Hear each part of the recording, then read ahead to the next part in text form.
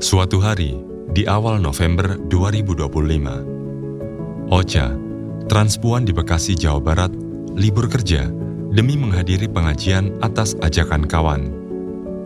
Alih-alih mendapat siraman rohani penyejuk kalbu, ia malah dihujani ceramah yang menyudutkan identitas gendernya.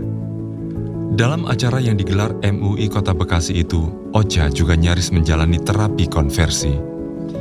Kisah Ocha adalah potret kekerasan yang dialami komunitas ragam gender di Kota Bekasi. Simak selengkapnya di Saga KBR.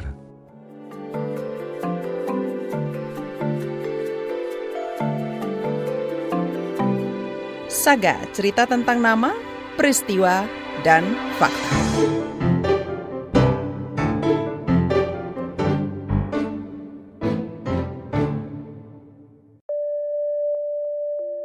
Ada acara di mana di sini acara apa? Kita cuma dengerin ceramah katanya gitu.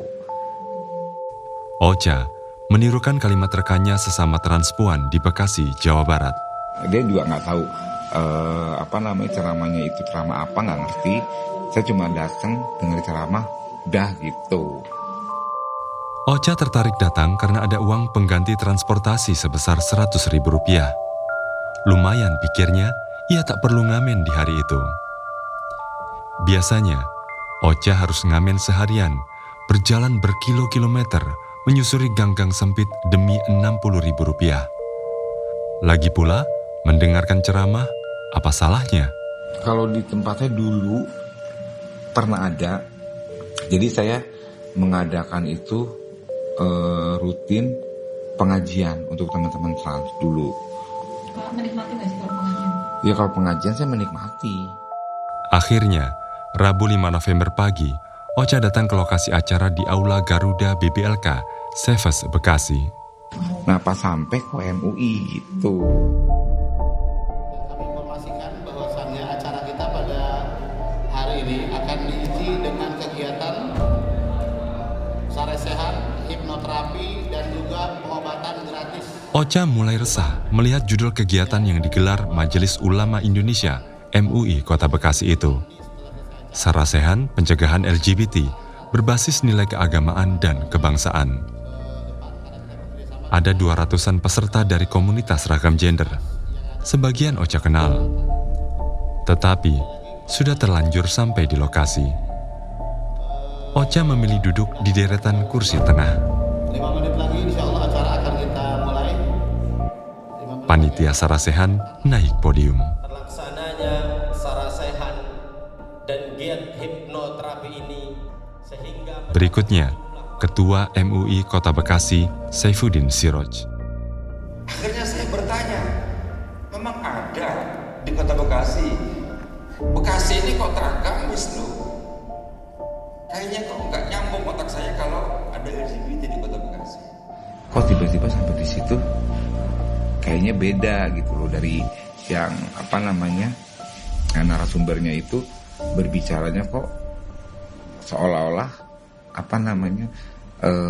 ini ke komunitas yang waria itu di situ nggak nyaman. Itu saya udah pikiran, aduh ini kok jadi kayak gini gitu loh.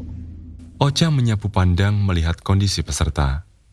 Mereka terlihat menunduk, menggoyang-goyangkan kaki, mengetik pesan di ponsel, ada juga yang bermain game. Dari narasumbernya itu yang dibahas itu tuh mengenai transgender terus gitu loh di situ. Udah gak nyaman ya? Udah gak nyaman di situ. Ayo mas, mas apa ini? Ayo Pak, maju Pak. Ayo Pak, silakan maju Pak. Puncaknya, saat salah satu pembicara, Ulfiah, guru besar Fakultas Psikologi di UIN Bandung, memaksa seorang transpuan naik ke panggung.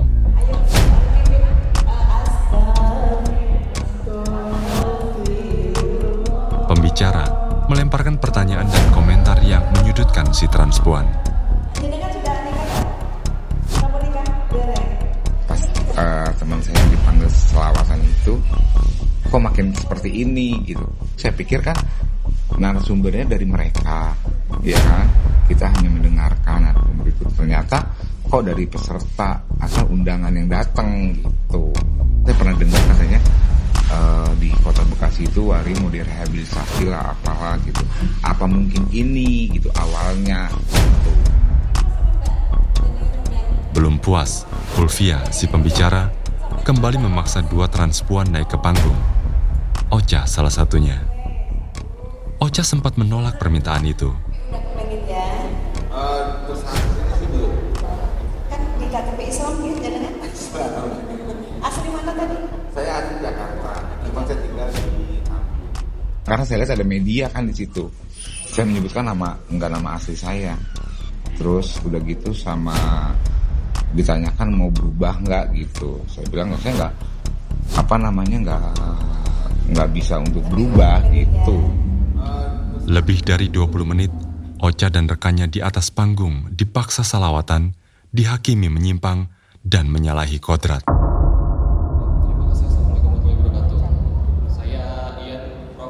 Ian Rama dari Vokal Point Inti Muda Jawa Barat maju mengajukan protes.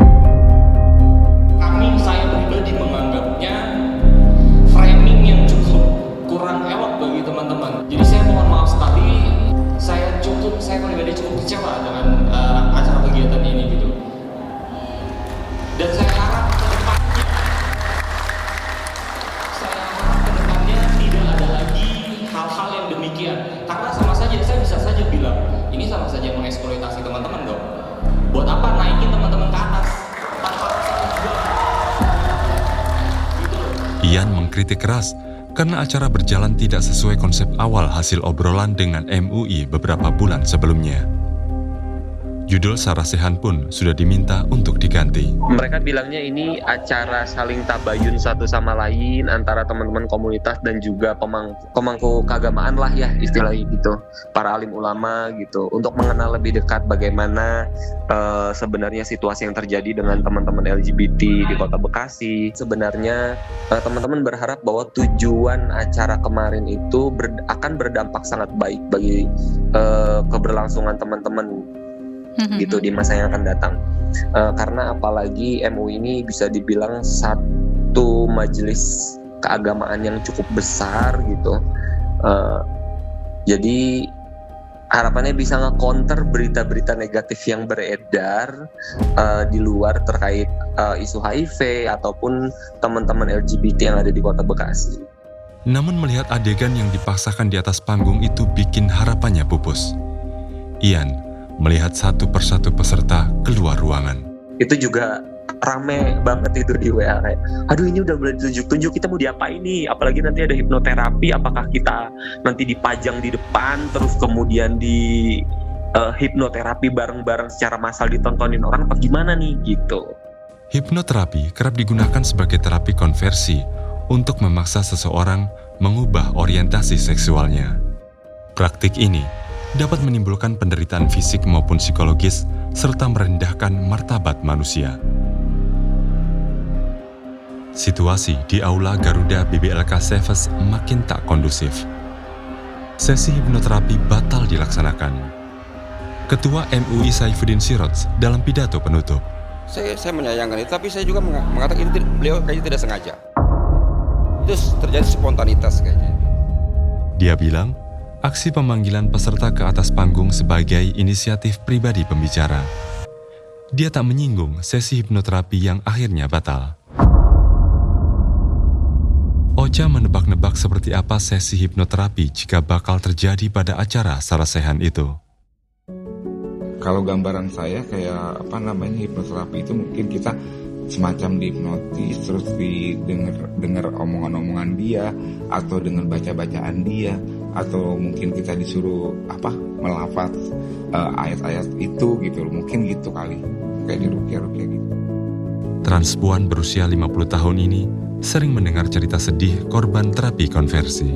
Ada orang misalkan menyuruh dia untuk sadar atau untuk taubat. Oke, mereka bisa ikut apa kata orang itu untuk sadar atau taubat, tapi tiba-tiba nanti 2 bulan, 3 bulan, atau 6 bulan kemudian dia pasti akan kembali lagi gitu. Ada juga rekannya yang mencoba konversi dengan cara menikah. Gagal dan malah menciptakan dampak berantai. Jadi dia mungkin pengen berubah, pengen memberitahu untuk orang tuanya kalau dia tuh bisa gitu ya. Akhirnya dia nikah dengan perempuan, ternyata sebulan 2 bulan cerai lagi. Makanya buat saya pribadi, mending, karena saya memang gak suka perempuan ya, daripada saya nanti menyiksa perempuan itu, terus menjolimi perempuan itu, mending saya nggak usah. Jadi kalau kayak gitu kan kita kan sudah berdosa dengan dia, berdosa dengan diri kita sendiri, seperti itu. Ocha sendiri belum pernah menjalani terapi konversi dan bakal tegas menolaknya. Nggak pernah, saya nggak akan mau. Iya, saya beranggapan itu sia-sia. Kalau misalkan sampai terjadi hipnoterapi, saya keluar. Jadi udah capek ya? Udah nggak, saya nggak mau seperti itu gitu. Karena saya seperti ini dari kecil, ya udah seperti ini gitu. Nggak bisa orang lain bisa merubah saya, itu nggak bisa. Seharusnya MUI memberikan perlindungan termasuk perlindungan hak konstitusional warga negara. Ini Dahlia Madani, Wakil Ketua Komnas Perempuan. Yang pertama misalnya hak untuk tidak didiskriminasi, hak untuk berbuat sesuatu yang sebetulnya hak asasi manusia. Jadi dan MUI juga sebagai lembaga organisasi itu terikat dengan pasal-pasal yang diwajibkan dimandatkan oleh konstitusi. Kata Dahlia, yang terjadi pada Sarasehan MUI Kota Bekasi merupakan bentuk diskriminasi dan kekerasan berbasis gender. Tindakan memaksa transpuan naik ke panggung, mencecar dan membuka identitasnya bisa menguatkan stigma terhadap kelompok minoritas gender. Nah, kalau dia dibuka di depan umum dan dipaksa untuk menceritakan, itu akan berdampak pada yang pertama mungkin potensi untuk kekerasan lanjutan yang akan dialami. Jadi dia mungkin dikenal, terus nanti akan ada ancaman-ancaman, atau malah justru stigma semakin kuat pada kelompok ini karena pertanyaan-pertanyaan yang dimunculkan juga ini ya bias atau justru menyudutkan gitu untuk adanya potensi kekerasan lanjutan. Komnas Perempuan mendesak praktik-praktik seperti ini segera dihentikan. Pemerintah daerah selaku perwakilan negara semestinya menjamin penegakan HAM, bukan malah mendukung dan memfasilitasi pelanggaran HAM. Terapi konversi itu adalah salah satu bentuk penyiksaan ya, bentuk penghukuman yang kejam dan tidak manusiawi. Karena bentuk penghukuman yang kejam tidak manusiawi itu unsurnya salah satunya adalah merendahkan martabat, misalnya merendahkan martabat kemanusiaan. Karena ada upaya paksa yang pertama dan dia bisa berdampak panjang pada traumatis, pada depresi atau situasi yang sebetulnya dia tidak inginkan dan itu bisa berjangka panjang. Nah, dampak yang bisa dialami itu bisa sampai bunuh diri gitu karena mungkin kekerasan yang berlangsung tidak hanya sekali biasanya.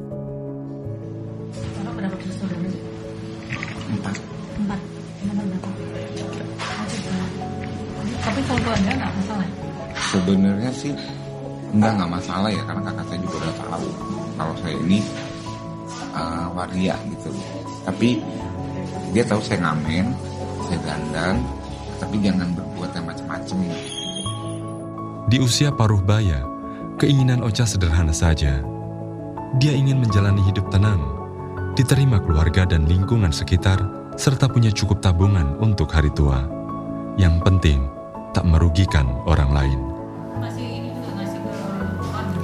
Masih, karena adik saya juga suka telepon. Saya pulang ke... Demikian, Saga KBR.